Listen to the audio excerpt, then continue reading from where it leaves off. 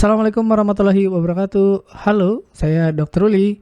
Kali ini kita akan membahas sesuatu yang sangat menarik, yaitu tentang Anda pasti pernah dengar angin duduk. Nah, angin duduk itu adalah serangan jantung. Dan serangan jantung adalah penyebab kematian nomor 1 di dunia. Dan itu terjadi pada baik laki-laki atau perempuan. Tapi ternyata laki-laki itu lebih sering selamat daripada yang perempuan. Kenapa? Karena gejala serangan jantung pada wanita itu berbeda. Tidak seperti laki-laki yang kebanyakan mengeluh nyeri dada, pada perempuan gejalanya lebih halus dan sering tidak ketahuan. Jadi buat Anda yang sekarang sudah punya faktor risiko, misalkan sudah diabetes dan punya hipertensi atau kolesterolnya tinggi di atas rata-rata, kemudian punya riwayat keluarga, mungkin saudara, orang tua, paman, bibi, atau kakek yang pernah mengalami serangan jantung, patut waspada, jangan-jangan nanti di kemudian hari Anda merasakan gejala-gejala ini sebenarnya adalah serangan jantung. Atau jangan-jangan malah di masa lalu Anda sudah pernah mengalami serangan jantung tapi nggak sadar kalau itu adalah serangan jantung. Nah, sekarang kita bahas nih satu-satu. Pertama, kenapa penting? Tadi sudah saya ungkapkan bahwa penyebab kematian nomor 1 saat ini adalah serangan jantung. Perempuan juga banyak yang serangan jantung, tapi banyak yang tidak didiagnosis. Kenapa? Karena gejalanya beda. Kemudian faktor risikonya beda dan hasilnya bisa berbeda antara pria dan wanita. Lebih banyak perempuan yang akhirnya meninggal tanpa terdiagnosis. Ya, karena memang gejalanya tidak umum. Nah, pada wanita gejalanya itu bisa lebih halus. Umumnya gejalanya nyeri atau tidak nyaman di dada, tapi tidak terlalu berat. Jadi nggak pernah menjadi keluhan utama. Jadi lebih kayak misalkan kayak GERD aja atau kayak asam lambung naik gitu ya. Atau nyerinya bukan di dada, justru malah di punggung. Punggung atas, di leher, di rahang atau di lengan ya, lengan kiri biasanya. Kemudian bisa juga malah sesak yang dominan. Tidak nyeri dada, hanya sesak aja. Atau tiba-tiba capek atau merasa kayaknya nggak enak badan, atau mual atau muntah, atau keringat dingin, pusing atau pingsan. Jadi banyak yang merasa badannya nggak enak, seperti masuk angin, ternyata itu adalah serangan jantung. Jadi walaupun misalkan Anda saat ini usianya 40, ya 50, 60, apalagi sekarang banyak ditemukan setelah usia 35, waspada. Ya, apalagi kalau misalkan sudah didiagnosis diabetes, hipertensi, atau hiperkolesterol dan punya riwayat keluarga. Salah satu aja Anda mengalami gejala-gejala seperti ini, sebaiknya yang tinggal hilang-hilang, misalkan capek terus-terusan gitu, atau kayak masuk angin tapi nggak sembuh-sembuh, siapa tahu ini serangan jantung. Nah, bedanya dengan laki-laki, kalau laki-laki jelas gampang banget ya, nyeri dada, kemudian seperti dihimpit ya, terus ada yang menjalar, kemudian pusing dan lain-lain. Nah, tapi laki-laki juga bisa gejalanya tidak khas kalau dia punya penyakit misalkan diabetes. Nah, kalau pada pasien diabetes kadang-kadang gejalanya tidak nyeri dada, bisa aja kayak mual, muntah, atau diare. Nah, tapi pada wanita, diabetes atau tidak, serangan jantungnya itu berbeda. Ya, nggak nyeri dada, tapi malah kayak kecapean, pegel-pegel, misalkan di leher, di punggung, tadi sudah kita bahas. Nah, halus banget gitu. Kenapa? Karena ya beda.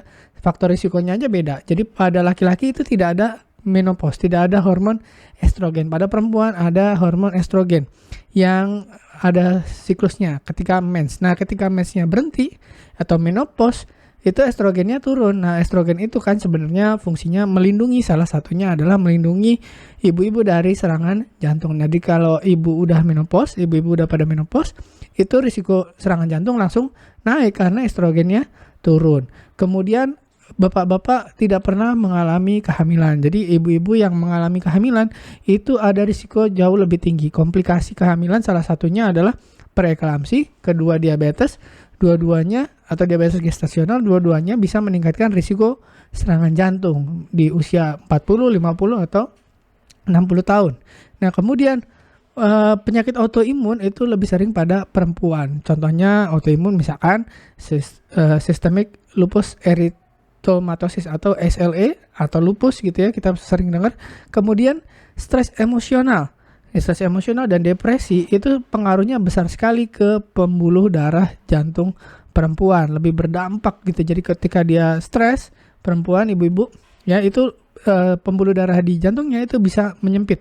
Ya, jadi laki-laki juga bisa, tapi penyempitannya ini jauh lebih berat pada perempuan. Jadi ketika stres, depresi, sedih segala macam bisa terjadi pemicu serangan jantung. Nah, kenapa beda? Nah, tadi pembuluh darahnya aja udah beda.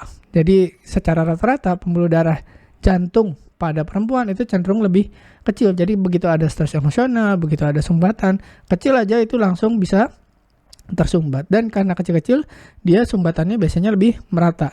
Nah, biasanya perempuan punya estrogen yang bisa melindungi jantung. Ketika estrogennya turun, ini risiko serangan jantung meningkat. Karena pembuluh darahnya kecil-kecil tadi, plaknya itu biasanya tidak ngumpul di satu tempat, tapi menyebar.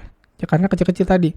Nah, jadi gejalanya jauh lebih halus, tidak intens, ya tidak berat gitu, tapi kayak pegel-pegel, kecapean, pusing ya, atau mual atau apa yang tidak hilang ya.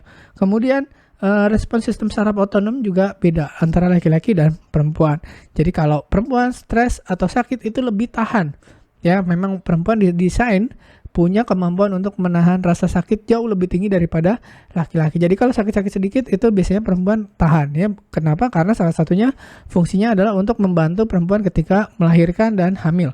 Hamil dan melahirkan tuh rasanya sakit. Jadi kalau perempuan ambang batas sakitnya lebih tinggi dari laki-laki. Kalau nggak sakit banget biasanya perempuan nggak teriak gitu. Tapi kalau sakit sekali, nah itu baru berasa. Jadi itu memang beda ya. Yang terakhir faktor psikososial. Jadi kalau tadi, tapi perempuan lebih rentan terhadap stres, terhadap depresi, emosi, kemarahan gitu. Jadi begitu ada emosi yang memuncak, itu pembuluh darah di jantung itu bisa mengecil. Nah, ketika mengecil, sempit, terjadi serangan jantung. Nah, terus perbedaan respon peradangan juga berbeda antara laki-laki dan perempuan. Nah, faktor risikonya sekarang, kalau laki-laki gampang ya. Kalau laki-laki merokok, tensi tinggi, kolesterol tinggi, itu paling sering jadi risiko utama. Tapi perempuan itu beda. Perempuan tuh tadi kehamilan. Jadi kalau hamilnya ada preeklamsi, ada diabetes gestasional, risikonya meningkat. Ada hipertiroid, itu juga meningkat. Risiko untuk serangan jantung. Kemudian hormon laki-laki dan perempuan beda. Tadi perempuan ada estrogen. Dan stres itu lebih sering menjadi pemicu tambahan.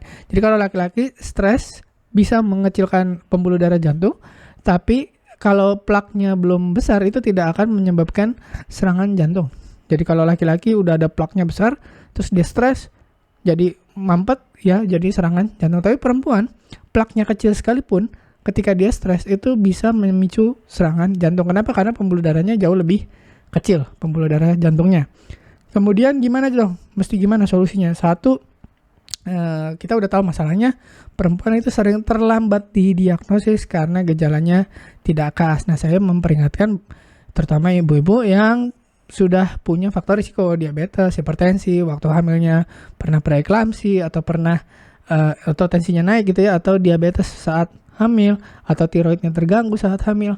Nah, itu patut lebih waspada. Caranya gimana? Waspada harus tahu tadi gejala-gejalanya. Nah, kalau gula darah tidak terkontrol, risiko tinggi. Tensi tidak terkontrol, risiko tinggi serangan jantung juga. Macam-macam. Jadi kita harus jaga hidup supaya lebih sehat. Satu, harus sadar terhadap gejala yang tadi disebutkan. Pegel, capek, ya, lemes, nggak hilang-hilang gitu. Terus harus mau periksa rutin. Jadi misalkan EKG atau tes treadmill gitu. Apalagi kalau punya faktor risiko diabetes, hipertensi, riwayat keluarga, terus kelainan saat hamil, harus mau rutin periksa. Dan paling nggak konsultasikan kesehatan secara berkala, terutama setelah menopause. Jadi sekarang mungkin waktu belum menopause gitu, kemarin atau sekarang belum menopause, masih aman. Kenapa? Karena estrogennya masih tinggi. Jadi banyak penyakit bisa ditekan. Tapi begitu estrogennya mulai drop, ya ketika menopause, itu penyakit-penyakit semua pada keluar. Salah satunya adalah serangan jantung. Nah, jadi kalau menopause atau pasca kehamilan, apalagi kalau kehamilannya ada masalah, nah itu baiknya tetap paling nggak medical check up setahun sekali atau 2 tahun sekali. Nah, kira-kira gitu untuk memberi warning pada Anda kalau serangan jantung pada perempuan itu berbeda. Jadi kalau ada gejala-gejala seperti yang tadi, sebaiknya lebih waspada. Terima kasih sudah menyimak. Saya Dr. Uli. Semoga bermanfaat. Wassalamualaikum warahmatullahi wabarakatuh. Terima kasih telah menonton hingga selesai. Jangan lupa tulis pendapat Anda di kolom komentar. Saya Dr. Uli dan saya sangat senang bisa belajar dan berbagi dengan Anda. Salam hidup sehat dan mulia. Jangan lupa tekan tombol like, subscribe, lonceng notifikasi, dan ikuti media sosial kami sehingga Anda tidak akan melewatkan ilmu berguna lainnya dari kami. Sampai jumpa di video berikutnya.